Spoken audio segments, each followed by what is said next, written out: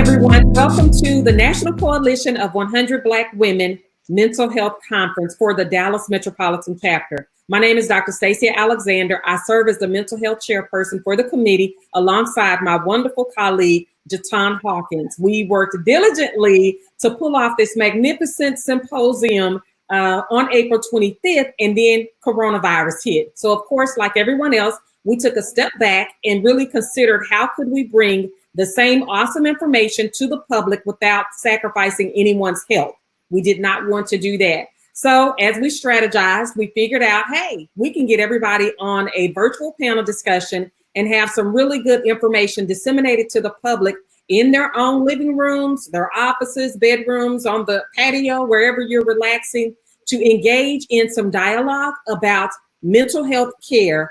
It's a family affair. So thank you for joining us today. You will have the opportunity to rewatch this segment and share it with other people. So we especially hope that you would do that, because our utmost goal is to remove the stigma of mental health across all platforms. Specifically, we are talking about our Black and Brown communities, but we want that stigma removed from everyone, because we're much better off once everybody begins to accept and embrace what they need in order to have optimal mental health care. So today on the panel, I have Mr. Rodney Shepherd. He's a licensed professional counselor. He practices in the Arlington area. He'll do a short description of his services that he's offering and give us a biography. We have Patrick LeBlanc, who I have named the most awesome mental health advocate that we have in Southern Dallas, but he will be all over Dallas if you let. Not even just Dallas, Fort Worth. I mean, Dallas and Tarrant County, you have it pretty much wrapped up. So he's been on this plight of mental health advocacy for years, and he's going to offer us some insight into what services are available in our communities, what we need to do, and highlight the areas that we're talking about. And then we have Miss Alisha Woodall. She's a licensed professional counselor in private practice as well, and her office is in the Addison location, but she's going to offer us plenty of insight into 5 specific areas that the coalition wants to highlight for our celebration of Mental Health Month for May. We're going to talk about 5 different areas: nutrition and how it impacts your mental health, the types of relationships that you have and how they impact your mental health, your overall life experiences and what is your response to those life experiences. Then what about exercise? We're also talking about how does your level of activity impact your mental health? And then finally, your response to these things. What do you actually do when you encounter situations? So we appreciate you joining us today. If you have any questions, please engage in the chat. We'll be on here to answer those and make sure that you all are getting the resources that you need. So ladies first, Ms. Woodall, will you introduce yourself and give us a brief introduction so the audience can get to know you better? Absolutely. Thanks for having me. My name is Alisha Woodall. I'm a licensed professional counselor with a practice here in the Dallas area. I'm located in the Addison area, but those of you familiar with Dallas know that it's Dallas, right there off of the Galleria, the tollway in Galleria. I've been in practice for about 12 years now. I specialize in heightened awareness and behavior modification, which essentially means understanding yourself well enough to make the behavior modifications that you want to make in your life. As a therapist, I function from the space that we are not broken, we're just misunderstood. And so the better we understand ourselves, the better we're able to operate ideally at our optimal state. Thank you. Thank you for joining us today. All righty. Mr. Shepherd, we'll leave the best for last. Oh. All right. Thank you, Dr. Alexander. It is indeed an honor to be on this panel discussion. Again, my name is Rodney Shepherd. I am a licensed professional counselor. I actually office out of 2 offices, one in Arlington and one in Dallas. I'm the owner of Wisdom Counseling, a private practice, of course, in the DFW area. I'm also a founder of What the World Expects, which is a panel discussion that I hold for seniors each year. I put together a panel of professionals, and we just give senior class a crash course on life and what the world expects beyond high school graduation. Lastly, I would say I'm the father of 3 wonderful children and the husband of 1 spectacular wife. Right. And our 16-year wedding anniversary is coming up in about a week on May 1st. So Fantastic. grateful to be here. Thank you for joining us. I appreciate that. Mr. LeBlanc? Well, Dr. Alexander, thank you again for the invitation. My name is Patrick LeBlanc, and I recognize that men, especially men from minority communities, struggle simply with just acknowledging the fact that they may have some mental health issues. And this camouflage or this masking of the issues creates even more problems for the family and then ultimately for the community. So I'm just passionate about, getting men to acknowledge, first of all, that it's okay to say that I'm not okay. A lot of times we feel we have to shoulder so much, and we think that's the measure of a man, just how much we can shoulder. But I think it really boils down to a man is truly a man when he can really say, hey, I need some help with whatever issue I'm going through. So I'm located in Duncanville in the southern part of Dallas County. But I'm a huge advocate for mental health, especially in those minority communities of underserved communities. Recently formed a nonprofit called Bridging the Gap Foundation. That's our mission, to bridge that gap between the lack of parity between the North and the South, to make sure everyone has a good access to mental health services. I'm glad to be here. Thank you for joining us. I didn't realize we're kind of even tempered today, so this should be a good discussion. What do you guys think? I think so. I think so. Okay, thank you for your introductions. Let's get started with the questions. So we're all really coming from a different perspective in terms of what populations we serve, even though it's all counseling. What have you seen? Let's even say, we'll take initially the coronavirus epidemic or pandemic. What have you seen in terms of response from the people that you're working with or the communities that you serve? Mr. Shepherd, will you go first? Sure. So one of the things I did not say in my introduction is that I'm also a high school counselor. And so, of course, I deal a lot with both students and parents. And it's been, from that perspective especially, I've noticed a huge difficulty in adjusting, more so I would say on the parent end than on the student's end, especially if you are a working parent, bringing work to now your home, and now trying to balance both in the same environment. It can render to be, just a huge order to take on. And I've noticed, people, I've even seen during Zoom meetings, teachers come on and they have like their baby with them, and just trying to navigate that whole process, and just trying to see how they can kind of continue to do both. I will say though, I've spoken with some, and I noticed that they have a different outlook. Some kind of see it as a positive, from the standpoint of being able, the flexibility. They're able to save gas, that they're not having to travel. There are also some, if they don't get it done perhaps earlier in the day, they're more apt to do it late at night, versus when you work a 9 to 5 and you just absolutely refuse to bring, work home. Once you go home, that's it. I'm cutting it off. But because your work now has become home and your home has become work, you're more, willing to work later hours, because maybe during the day you may have had to allot time to be a parent in this area if your child was struggling with a particular assignment. And so it's kind of, there have been different dealings and different approaches to it. But for the majority, it's rendered to be kind of a struggle more than a positive.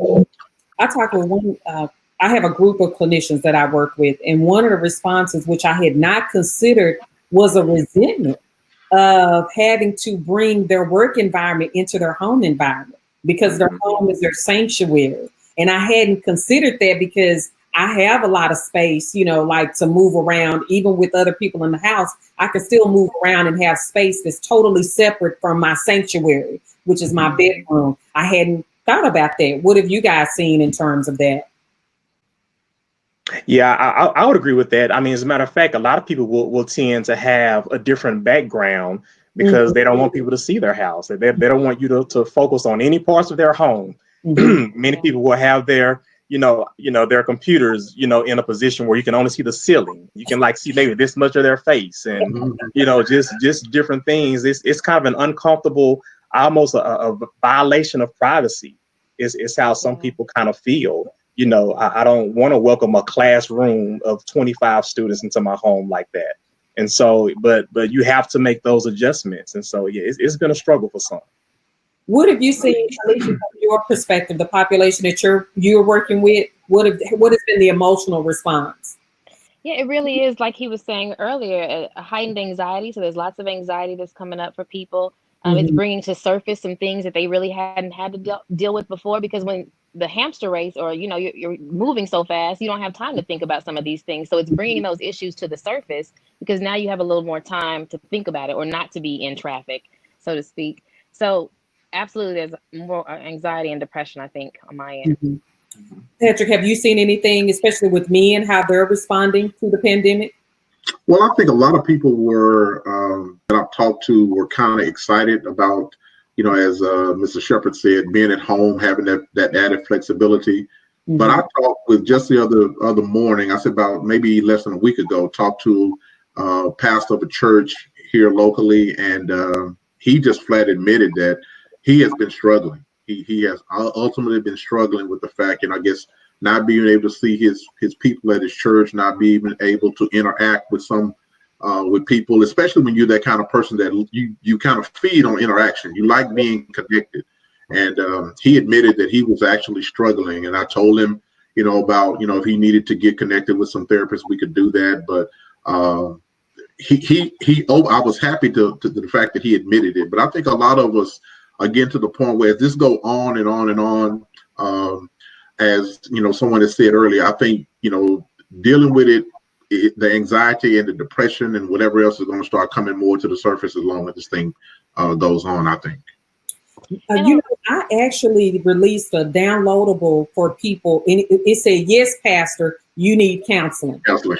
Yes, because and it's just, you know, 5 bullet points. If you're experiencing this, Alisha, like you said, anxiety, if you're feeling overwhelmed, if you're feeling sad, like, yes, you need counseling. So I think that's good that you brought it to that pastor's attention that, you know, and not if you need some resources. This is what I started telling people. Let me give you some resources. And I immediately start sending links from Psychology Today. So like you all are now, you know, I'll start referring to you because we've met working on this particular project. I just send people 3 or 4 names. You choose from them. You don't have to contact me to let me know who you chose. But because I can't counsel everybody that I come in contact with on these virtual formats, but it's not if you need counseling. Well, the thing about it, Dr. A, is what he did was I recommended, I did do that. I recommended it because there's a therapist that I know that's a member of his church. And I called her name and exactly, you know, he knew who she was. But I think maybe the fact that, okay, as pastor, do I want this member, you know, so I should have, as you just said, given him some other names or some people other than, and I'll go back and circle back and do that. Okay, thank you. Thank you. So for you guys, even before this pandemic hit, what were you seeing in terms of advocacy and outreach of mental health services to get the word out there, to get people to engage more or embrace it more? What kind of action were you seeing in your communities and the populations that you work with? Alisha, will you go first? Sure. Yeah, there has been a spike here in the last, say, 2 to 5 years, just a spike as far as Black counselors availability. I know that when I first got into this industry, I would always be one of many or one of few in a room full of others, right? Mm-hmm. And so, especially for Black women. But now, if you're on Instagram or social media of any capacity, you see therapists and different mental health advocates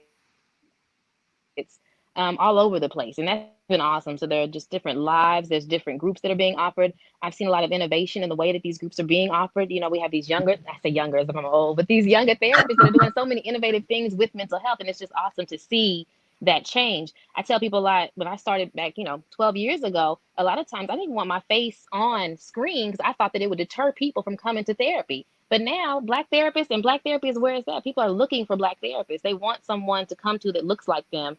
And so it's just been a great change here. I don't know what the change came from, whether it was seeing therapy online or seeing therapy on these reality television shows, but there's been a spike and it's been great. People are very receptive and open to that conversation.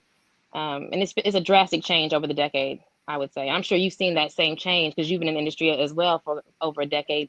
So I'm sure you know that it's been a change. Oh, I'm assuming, right? Maybe No, you can help me now. You are right. I've been, yeah. And you know what? That's why I love it. I'm telling you, I love the conversation, especially when I speak to younger counselors, because I got licensed in 1998. Oh, yeah. 1998. You've seen so much change. I have, and I am so happy with it. I was like you. You know what? I'm gonna tell you guys a story. This, Patrick, you remember this? He was what was your title when you came to the office? You were marketing for some group. What was your title though? Social? I mean, not social, but community relations. Yeah. Community relations. So Patrick comes in the office and they tell me that somebody needs to see you from such and such and such. Won't name the company. And I was like, okay. So I come around the corner, no makeup. If my hair was combed, I'd be surprised. But I come around the corner and I said, hey, I'm Dr. Alexander. And he's like, you're Dr. Alexander? And I was like, yeah. He said, wait a minute. You own Positive Influences? And I said, yes. He said, wait a minute. I see you. I know Positive Influences, but I never knew you owned Positive Influences. Because I was like you, Alisha, I never cross-marketed me in that industry. Yeah. I never did, because I did not want that to shed anything negative. That was how we were brought up in the industry, is that you have to be behind closed doors at all times. But now, like you're saying, it's been this evolution that I'm loving it, because that's probably what was needed. People needed to see they needed to see our face. They needed to see our faces. There were clients that would come in and they would see, once they got to the office, that it was me, this young Black lady, and they'd be like, hold on. And they'd pause for a minute. I had a few that would go to the restroom, and I would wonder if they were going to come back. And I think they had to gather their thoughts about it. But, you know, ultimately it became a really good thing, and they're just excited to see us. I ask people all the time, how did you find me? I Googled Black therapists. And that, it's a very common answer. Most people of color are looking for those that look like them. And so that's just been good to see. That's good. What about you guys? What have you seen with men? Well, from my perspective, I mean, it's getting there. It's not where I think I want it to be. You know, I think more and more, as what Alisha said, I think the men or the male therapists need to take the same outlook. They need to let people know that there are male therapists available, because there are just such a great need. And I think it's one of the reasons why it hinders, especially African-American men, is because we don't see people that look like us. And because of that, I don't want to go and talk to this blonde-haired, blue-eyed somebody that can't relate, can't tell my son Jack about being an African-American male. So I think from the male perspective, if the male therapist, the male psychiatrist could do, I mean, I'm not saying it's bad, but I think it can be better to connect that crossover. Men aren't maybe as social media savvy as females are, but we got to find some kind of avenue to get men more apt to get out there and be able to find somebody with relatively ease. I think that's the problem. Because if it gets too hard for us, you know what? I'm gonna close this thing down, and I'll see you guys later. Yeah, I can tell you, if male calls to counsel, schedule an appointment, I will try to get him in within 24 hours. Yeah. Hands down, try to fit him in somewhere. What about you, Rodney? What have you seen? Yeah, I would definitely agree with Alisha. I mean, it's definitely taken off, you know, almost like a trend. I will assume that, you know, media, social media, you know, things that we have kind of seen, you know, throughout television, I think some of that is definitely attributed to it. People are starting to embrace mental health more.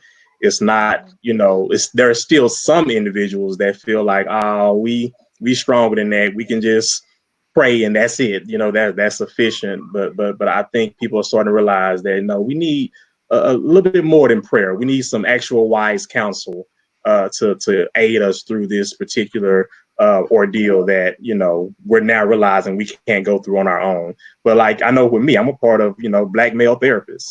So I can attest that, look, we out here, you know, we're not like unicorns as people may suspect.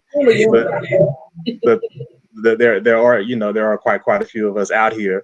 But definitely to you all's point, I mean, I've served on some panels prior to this one, and this is the first one where it's been 50-50. I mean, I'm normally the only male counselor, as if I'm speaking for every male counselor on a panel. So it's always been a situation where whether I'm in grad school or whether I'm in, supervision, I was always typically the only male or one of maybe, or one or two of, a number of, other clinicians that are of a different gender. So, but I definitely think it's getting better and that the population is growing and people are starting to realize that, hey, we here. Just gotta search a little bit, but we out here. And you know what I say? Let's talk about that, because when people tell me that they're going to pray about it, I give them this example. If I were to have a heart attack right now, I would want one person on this panel to begin praying immediately. I would want another person to dial 911. They're going to work collaboratively. When the fire department and the ambulance arrives at the front door, I want somebody in the background praying, but I want somebody to go down there and open their door so they can get in. When they start to get up here and they start the chest compressions, I want somebody to stay in the corner and keep praying, but I want that fire emergency personnel to do what they're going to do. So it's not like these things cannot happen simultaneously. I would never tell you to stop praying, but what I will tell you is that just like you can pray and do everything else in your life, you can pray and go to counseling at the same time. Right. Agreed. It's interesting that we even have to have that conversation of explaining how integral mental health is to your daily function. Your ability to get up thrives from the fact that you have a mind, your brain. It stems from that. And to separate those two, that we could function without some kind of mental health maintenance, it's an interesting conversation when you really think about how we function as humans. Everything that we do is motivated by the brain, and to not want to have brain health or mental health just doesn't make sense. I wouldn't drive, an expensive luxury vehicle and not get it serviced just because it's luxury and it's nice. I still have to get those things serviced and attuned to those things. And so changing the conversation to help people understand that it's not that there's a crisis or something is wrong with you. This is regular maintenance of your being, of yourself. That's good. Yeah. You got to do that? Agree. Yeah, I wholeheartedly agree. I tell people, if you don't just or medical doctor and I don't like them, I don't just stop going to the doctor. I find another doctor.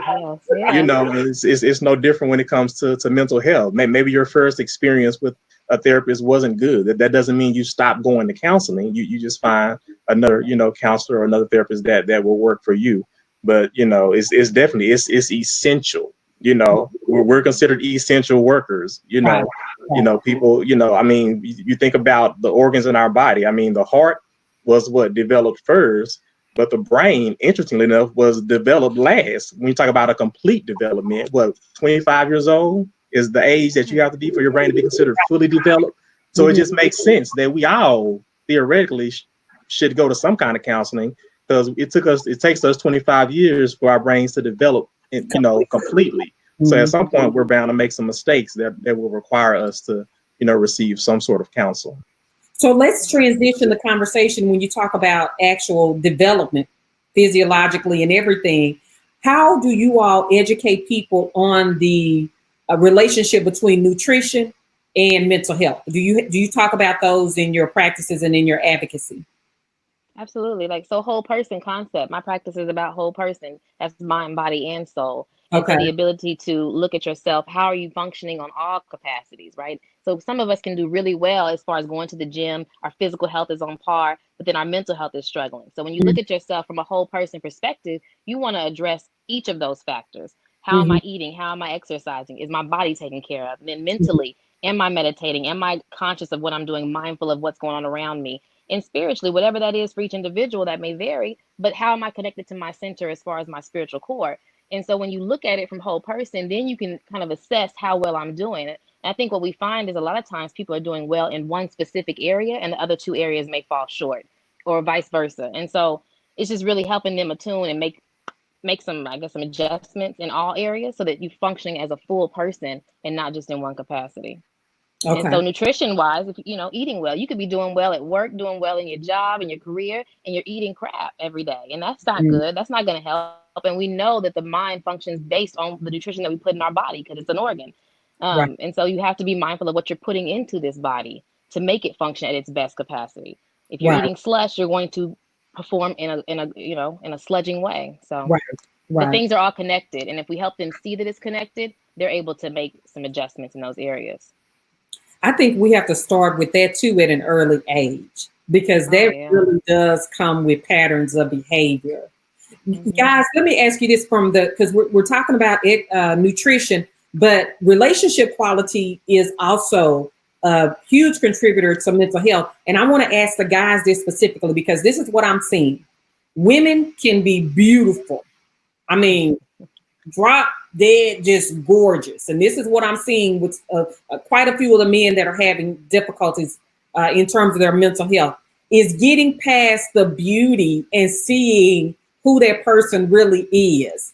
What do you guys think? How that is affecting relationship quality? I heard a Jewish rabbi say it this way: we oftentimes we focus on the holiness of beauty rather than the beauty of holiness. Okay. And meaning that, you know, it's so easy to look at the external. It's so easy to look at the outside, the external factors. And this is obviously on both ends, but particularly with men, because we're visible. You know, we see what we see on the outside first. And so to that point, it becomes essential for us to now, you know, look beyond that as best we can and see what a person provides, or what a person is able to give, and what you're able to give. I remember when I decided that I was ready to get married, it was less about, you know, me finding a wife, but was I ready to be a husband? And so for me, that put things in a different perspective, you know, as it relates to what I was bringing to the table versus just focusing on having something that I felt could enhance me as an individual. What was I already bringing to enhance, you know, the other party? Okay. And Patrick, how is that emotionally mean in terms of relationships? Well, I mean, Rodney made a good point. I mean, the visual part of it is easy. I mean, if it would be open and honest, I mean, how much effort is it to kind of size up and look from head to toe and decide this is somebody I may want to approach? But the sitting down, getting connected, spending time, learning the integral parts of that person. Is this somebody that, you know, because we all got issues. Let's just be honest. We all got issues, you know, and can I deal with that person's issues? Can I deal with her and that issue? I mean, is she the kind of person that can deal with me? Because nobody knows me better than me. And can she deal with these things that I'm going to bring? And when you spend that time and realize that this is someone that has that inner quality, that inner thing that I'm connected with, you know, because the outside is the outside. But sometimes when you get home, you got to peel back those layers of that onion and see, this is the person, you know, based on what I found past those layers, that's someone that I can truly and truly connect with. So I think it's a huge part. It has a lot to do with breaking down some barriers that men bring. I mean, because sometimes we don't want to communicate, we don't want to talk, you know, but if I know this is a person that I always got her ear, or she's always going to have something encouraging to say to me, regardless of what it is. If this is someone that's going to prop me up when I'm leaning, she's going to be that strength when I'm weak. That's the kind of person. But you won't get that until you spend that time with that communication and deepening that relationship between the two of you guys. Okay. So let's see if we can get a consensus. Do you think relationship quality impacts mental health? Absolutely. Yes. Goodness. Absolutely. Relationships are probably one of the number one drivers to therapy for women. Yes. In my counsel, I mean, women that come to counseling, typically the presenting issue is relationships or failures in relationships or lack thereof. But either way, it brings it back to what's wrong with me and what's going on. Why can't I make this work? Or why isn't it working? Why isn't it happening? But it's always at the foundation. I can't say always, 90% of the time, it's at the foundation of a presenter. That's what triggered something might be wrong for me. Is the relationship. Of the relationship. Mm-hmm. And then, go ahead. Who was going to say something? Well, and I was going to also say, you know, I agree with Alisha, but it's not much different from a male perspective.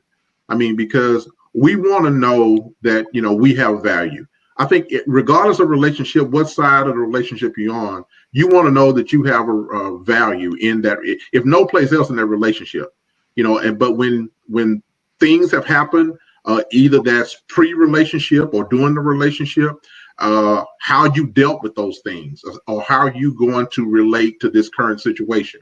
If you've been hurt in the past, have I really gotten past that hurt? If I had an abuse situation, even if it's from a family member or loved one, how I dealt with that is going to really impact how I deal with this relationship. And I'm saying this, guys, and I'm not clinical, right? Now, I'm not clinical.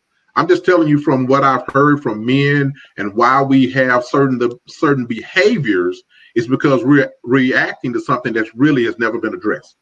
And that's not just romantic relationships. People underestimate how much of an impact relationships from day one have on their mental health. When I told my dad that I was going to go into counseling, he told me, you will work forever because everybody needs somebody to talk to sometime. And that's what I stood on when I opened up that private practice, when everybody told me you'll never work, because Black people don't go to counseling. They go to their pastors, their grandmamas, and their girlfriends or homeboys. They're not coming to you to tell you their business.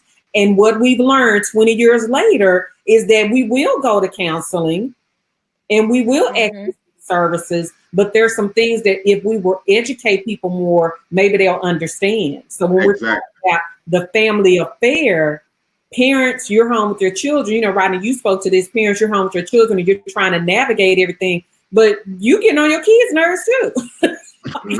They're not used to being around you all the time. They're not used to regulating your energy with their energy day in and day out. So just you're having, some humps to acclimate to this situation, check on them emotionally too. And the way you choose to rear them, the way you go into a relationship, all of those things, they stem from some sort of historical event that would have taken place from way back when. And I mean, who knows how long it's been, but whatever the case is, you're operating behavior wise out of an unresolved.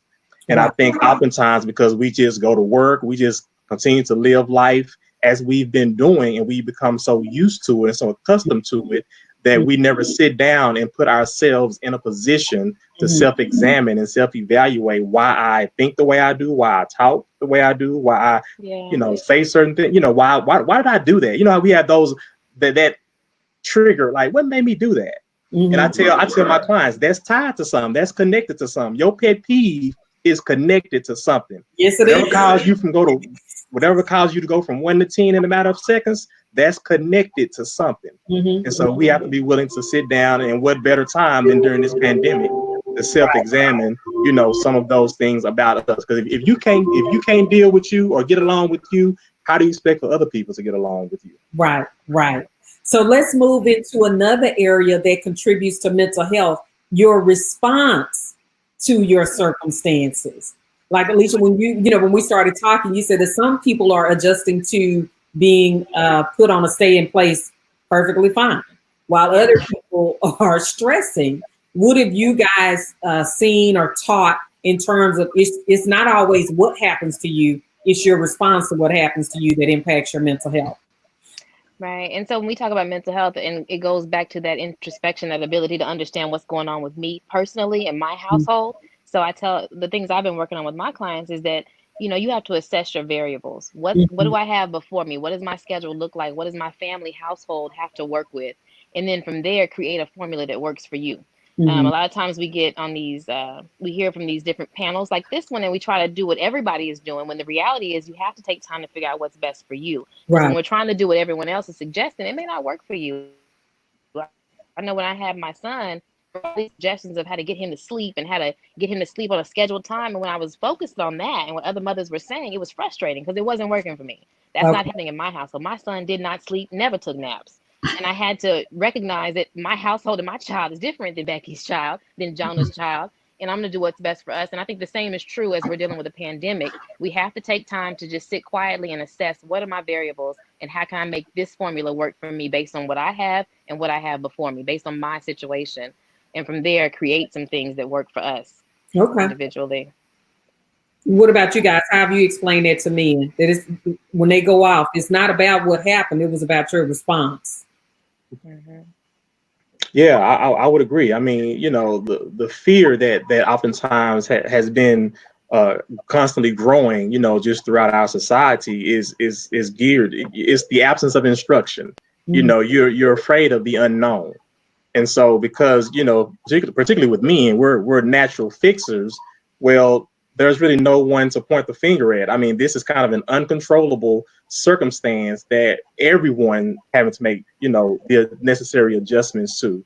So whether you be a husband or a father or a boss or a leader in any capacity, for one, you have to deal with you and figure out kind of where you are, with this whole pandemic scenario. Okay. And then once you kind of problem solve internally what's going on with you, now you're able to kind of better give some instruction to other people. I had to deal with me first before I can go as a husband and as a father and give instruction to my family. Because I had to make some determinations and make sure that I wasn't in a place where I was fearful or I would just communicate fear to them.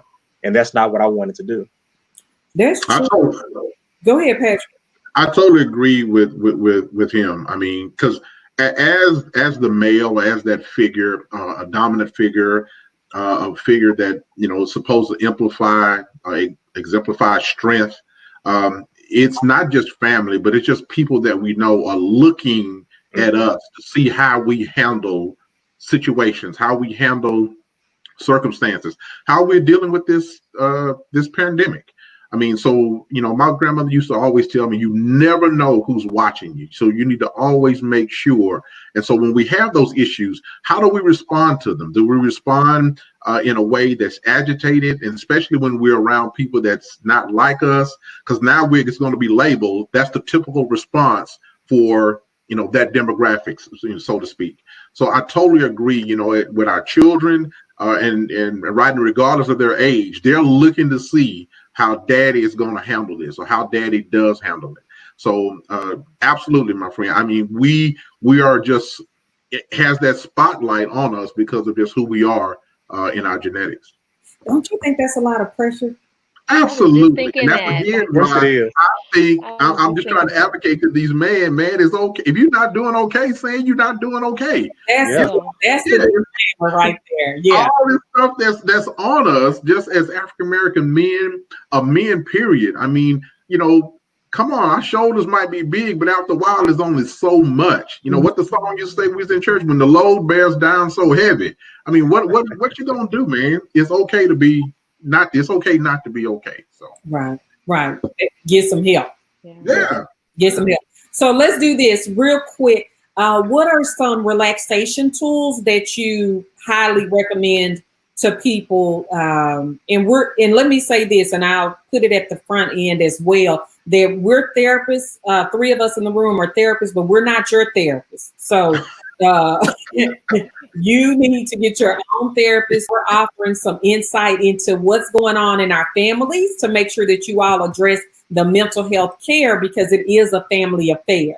So as we move to the last area of relaxation, what are you guys? Well, it's really exercise, which means activity levels, and then relaxation. What are you finding in terms of how people will embrace either one of those as it relates to their mental health wellness? Patrick, you go first. Go ahead. I think that, everyone needs to have that outlet. Mm-hmm. And we've already established what works. I really like what works for me is not going to work for you, and blah, blah, blah. But I'm an avid gardener. I go out. Friday, I pull my first batch of collard greens. I'm out there in my garden. In the morning, I take a walk. In the evening, I take a walk. But then there are times when I just go off to myself because I'm in school and I just read. But me and my wife decided we're going to get some bicycles so we can do a little bit more strenuous exercise other than walking.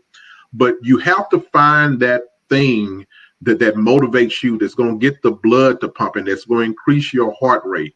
And there are times my gardening is so serious that, my wife knows I'm in therapy, because now the sun is going down and she literally has to yell, hey, when you coming in? Because I'm just out there in my therapy session, just taking care of me.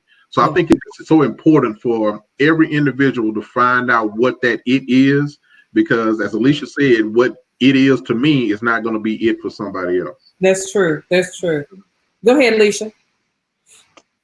Like he was saying, finding the thing that works for you is key. I think there are a couple of things that are universal just across the board that we can all utilize, and that's going to always be lots of water and lots of rest. I know there's a significant difference in my functioning and my ability to deal with stressors and my ability to deal with children when I haven't had adequate sleep.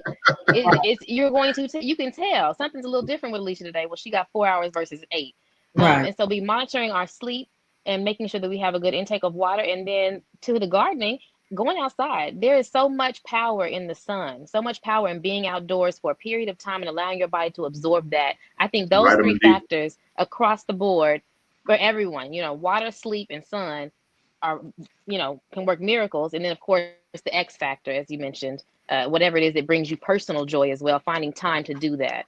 A lot of people no longer have that commute, and that was their alone time, whether it was a book or listening to their favorite podcast. That time has been taken away. So maybe instituting some time in your schedule to have a moment of alone time that you used to have with that commute, and filling that with whatever feels you.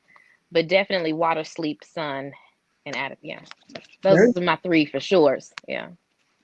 Rodney, what about the male counterparts of the family, getting them to understand that adequate exercise and adequate rest are necessary for their mental health? What would you tell them?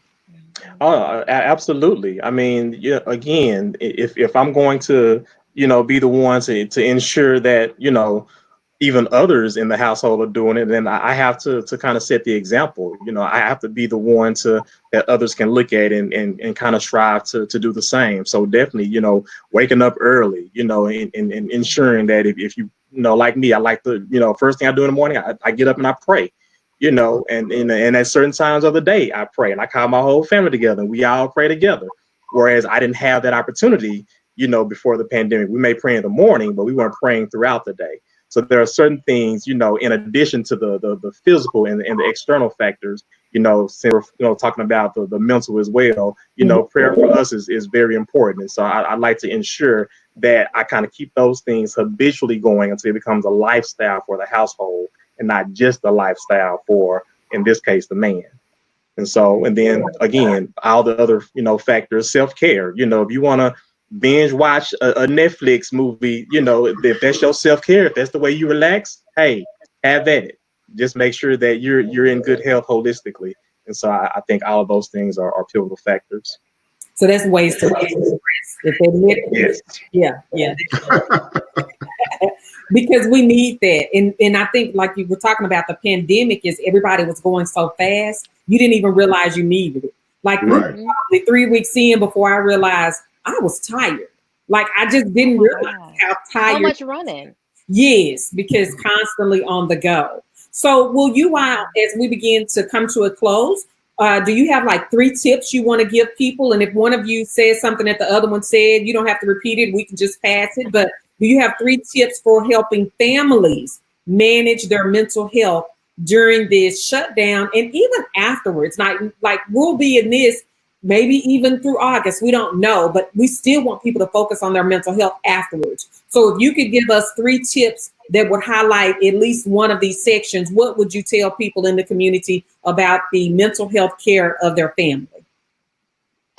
One thing I would suggest is that, you guys get together for family meetings. It sounds kind of corny, but it really is good to get everybody in one space, whether that's over the dinner table or it's just in the evening in the living room, wherever you choose to be, but an opportunity for each person to speak their mind of what's going on with them. Just kind of, I know in my child's class, they do what's called pike. I think it's peaks and pikes or something like that, but it's the highs and the lows, giving people opportunity to express what's happening for them. If you have teenagers that are in their room all day doing their teenager thing, that's okay. But come out of that room and let me hear from you today. Let me hear what's going on and how you're feeling or what you're working on or what's of interest to you since you've been in your room all day. But I think having a daily check-in is really important for families to be heard, because a lot of times things go unnoticed and we believe that person is just fine because they're in their room. So if I were to give any advice to a family, it would be to have regular check-ins, whether that be morning or evening, but once a day, let's all come together and, have an idea of how we are. Touch in. Okay. All righty. Patrick, what about you? What's one tip you would give? I would give, I would say to self-care, especially from the male perspective. Okay. But with that self-care, I want to say recharge or rejuvenize. Okay. Because, you're concerned about everybody else and trying to make sure everybody else is okay. Am I, if I've gotten laid off or furloughed, how are we going to do this? How am I going to do that? How am I going to take care of this? Make sure this happens. And, again, that load, that anxiety, worrying about all of the stuff that this pandemic has caused or created. What are you doing, my brother, to take care of yourself? Or do you have something that's going to, for a moment, some minutes, to take that away? And then once it's taken away, how are you recharging yourself? What are you doing to get that energy so that you can be the man? I heard her talk about, if she's had 4 hours versus 8 hours. So what are you doing to recharge so you can be the man in the support system that your family is going to need during this time? Okay. Rodney, what about your tip? I would say be aware of your media intake. It's okay to be informed, but when you begin to allow the media to saturate your mind to the point of fear, then it becomes unhealthy. And so I would say definitely watch, what you see, watch what you hear, just be aware of that, and the people around you and the negative perceptions and the biases and just all those things that we can easily, habitually just gravitate to. Sometimes we're wanting to be informed for the wrong reason, rather than just knowing, okay, there's an instruction that applies to me. Let me do it, because we're people of instruction naturally. Right. But I think oftentimes we tend to gravitate to things that are unhealthy, like gossip. So you don't want to gravitate to the wrong instruction, because by gravitating to that can cause you to make an unwise decision. Absolutely. Okay. One of the things that I would highlight for families, this is, like we were talking about, to specifically pay attention to your nutritional habits and your resting habits. Chef Armstrong would tell us to be mindful that everything we put into our body affects us, including our mental health. So it is important to eat things that support the mind and the body. And like Alisha was saying, to get that water intake, that rest intake, that activity level, and really understand how all of those work cohesively and contribute not only to physiological outcomes, but our mental health outcomes as well. Absolutely. So these are some good tips for the family. So you guys, we've had a great discussion. I feel like we could go on because I made notes, but I don't want to hold people more than the hour that we agreed to. But that just tells me that we need to have this conversation more often.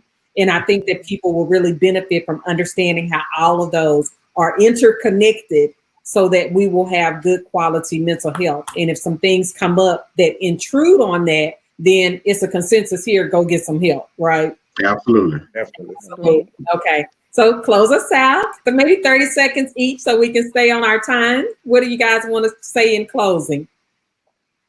Alisha? I'm going first. Well, in closing, just that we need to be, if we can all just be more mindful of the fact that our mental health is important and paying attention to things that may contribute or take away from how we feel on a daily basis. And I think as long as we keep that at the forefront of our mind, we'll be more aware of things that happen and be able to at least either bring that to a counselor or figure out how we're going to work through it ourselves, but being mindful that mental health is a factor in how we feel each day. Excellent. Rodney? I would say just also, in addition to that, just be aware of your surroundings, be aware of your associations, associating with people that just have experience, but that's all they have. And they're not able to show any real credentials or real proof of having excelled at a particular thing. So I'll just be mindful of that and to seek godly counsel. It's just the best I can say, seek godly counsel. Okay. Well, I'm going to agree with and piggyback on Rodney and Alisha both. I think it's so critical for us to have someone in our lives that is significant to that person that we can go to, because we all need somebody. A man needs a man. We need people that we can go to that can give us that godly wisdom, that has stood the test of time. But we need to make sure that we're doing those self-evaluations. Nobody knows me better than me, and I know when I'm not good. I know when I'm not in the right spot. And again, I just want to encourage, especially men, but everybody, to acknowledge the fact that it's okay not to be okay. And if that's where you are, do something to get some help. And I would say in closing that everything that these panelists have said applies to the children in your household. It applies to the teenagers in your household, the adults in your household, and the elderly family members in your household. We're not isolating any sector of the household, that this is a family discussion on mental health care, and whatever was suggested for everyone else, make sure you include your children in the discussion. Ask them, how are you feeling today? And see what they say. They're going to say good, whatever, but no, look them in their eyes, get down to their level and ask them intentionally, no, I want to know how you're feeling on the inside. And they may not have the words to explain it, but they will know that you're listening and that you want to hear what's going on with them. So you guys, thank you again. And ladies, thank you for participating in this panel discussion. I appreciate it. And on behalf of the Madam President of the National Coalition of Black Women, the Dallas Metropolitan Chapter, I want to say thank you. Her name is Mia Johnson, and she has approved this message. How about that? I'm glad, the national chapter and the local chapter were very much in favor of us hosting this mental health symposium to get it out to the community, and I appreciate you all for being a part of it. Thanks for the invitation. It was a great conversation. All righty, y'all have a good day.